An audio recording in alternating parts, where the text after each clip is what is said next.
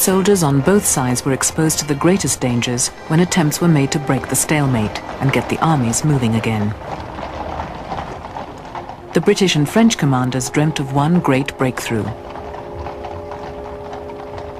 In 1916, they planned their biggest operation yet, which would concentrate a massive barrage on just one section of the German lines, near the River Somme. 1.5 million shells were taken up to the gun batteries in preparation. Shrapnel shells packed with lead balls would rip through flesh and bring maximum casualties. High explosive would smash German bunkers.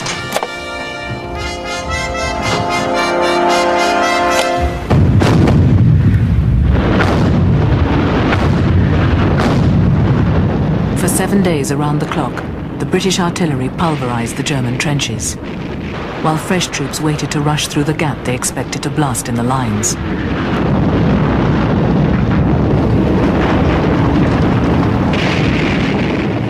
The thunder of the barrage was heard on the other side of the English Channel. A British general said, "It's all a question of killing a sufficient number of Boche."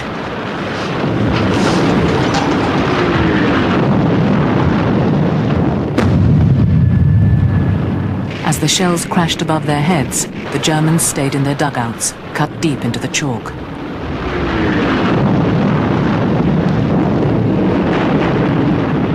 To help the artillery hit their targets, aircraft flew over the battlefield.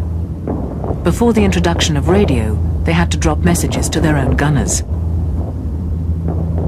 One of the pilots who flew patrols was Cecil Lewis. We'd know when they were going to fire. We'd watch and see the pop of the gun going off. We'd watch, to see the bursts of the shell falling, and it fell, and we know, was it over, was it behind, was it to the left, was it to the right, and that in that rudimentary way we ranged the guns, one at a time, and the battery had 4 guns, so it took a whole patrol of 2 hours to range those 4 guns on one objective. So you could see what a primitive thing it was, and why, in fact, it ended up by everybody just pooping off their guns for all they were worth until the whole battlefront was absolutely one solid mass of bursting shells. It was just like a field of snow. When a shell passes close to you, there's a great turbulence of air with the shell passing, and that makes the machine jump. So when your machine jumped or went down, and you knew jolly well it was because you'd just been missed by a shell. After 20,000 tons of shells had rained down on the German positions, the British prepared to attack, confident there'd be no enemy left. One battalion was told, "You can slope arms, light up your pipes, and march all the way to Pozières before meeting any live Germans." As the barrage lifted, the attack began.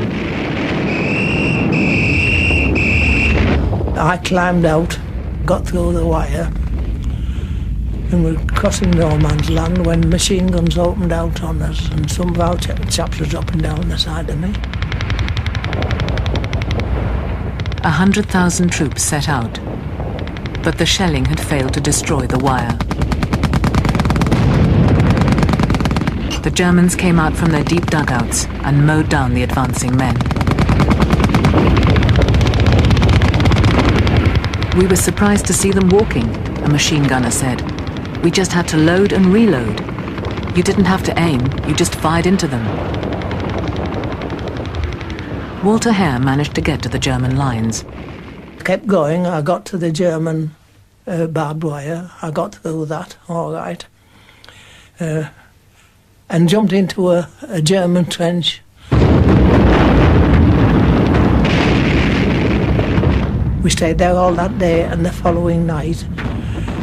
With no food, no water, getting short of ammunition.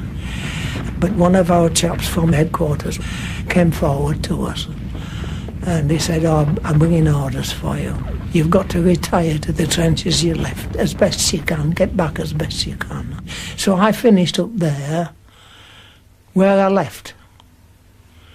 I think there were 230 odd casualties and we never gained a yard of ground.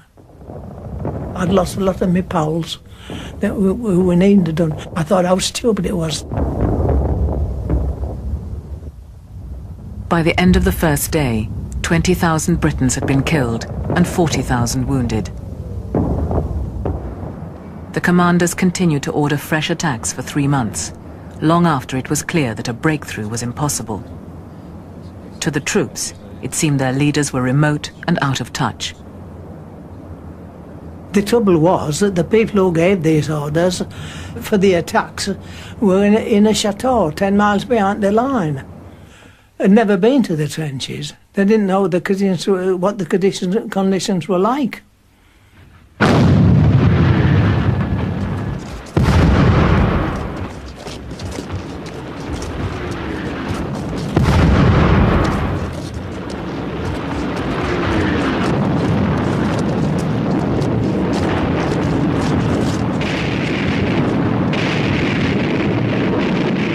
When the German High Command ordered counterattacks, it was their soldiers' turn to go over the top.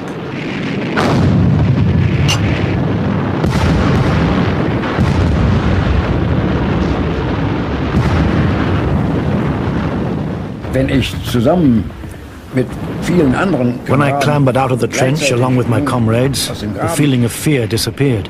Rausspringen muss, rausklettern muss, dann vergeht das Gefühl der Angst.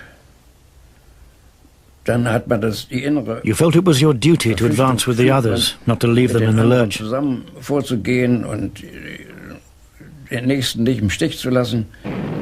Das Gefühl der Angst kommt... You only feel fear when you hear enemy mortars whizzing right past you. Infanteriegeschosse in unmittelbarer Nähe an einem vorbei, die man pfeifen hört. Then, without thinking, you automatically throw yourself down on the ground. Unbewusst wird man sich auf die Erde.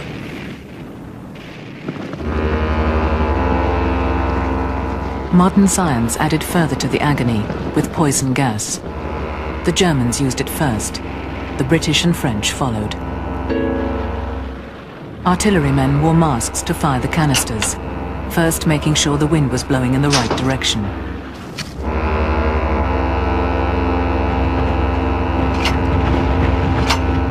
There was a terrific bombardment going on somewhere, and then this gas caught my throat. And I thought, oh God, gas. And I felt like doing nothing but taking to my heels and running away, trying to get away from this insidious cloud of gas which was creeping quietly over the ground. You could see it moving just slightly over the ground. And all the time I was getting this awful gas into the throat and lungs. The effects of phosgene gas came on slowly. The eyes and throat smarted. Then the pain worsened. It took up to 48 hours to die from drowning as the lungs filled with liquid.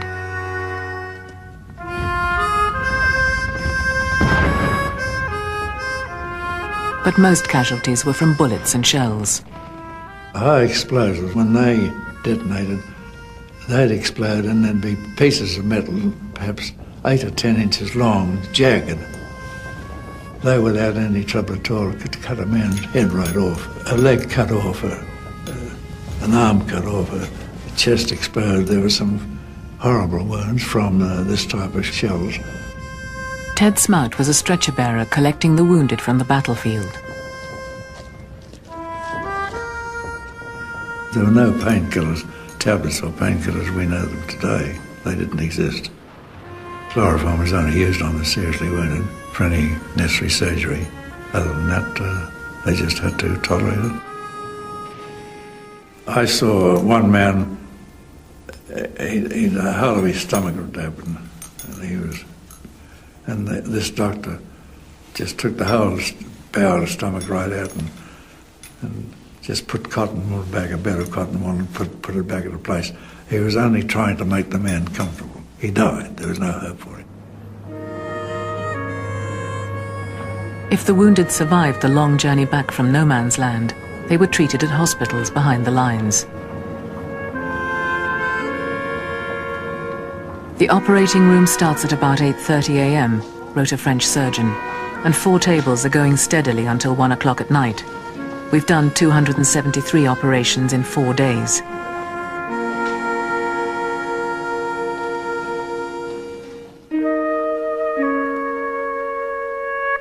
one British soldier was looked after by a young French girl. Et depuis 2 jours, il est mourant et il attend sa mère. Bon. He'd been dying for 2 days, waiting for his mother. Il avait absolument bouleversé, c'est terrible. Et il a senti qu'il y avait quelqu'un. I sat with this boy, feeling totally overwhelmed with grief. It was terrible, but he must have felt that there was a woman beside him, because he stretched out his poor hands. Là, je ne sais pas ce qui m'a pris, surtout de la part d'un enfant, mais j'avais été bouleversé. I was so overcome that I thought, he's waiting for his mother, and I am going to give him the kiss he's waiting for. Et je ne peux pas en parler sans encore. It never crossed my mind to ask what his name was. I never forgot him. I kissed him, and he died. Je l'ai embrassé et il est mort.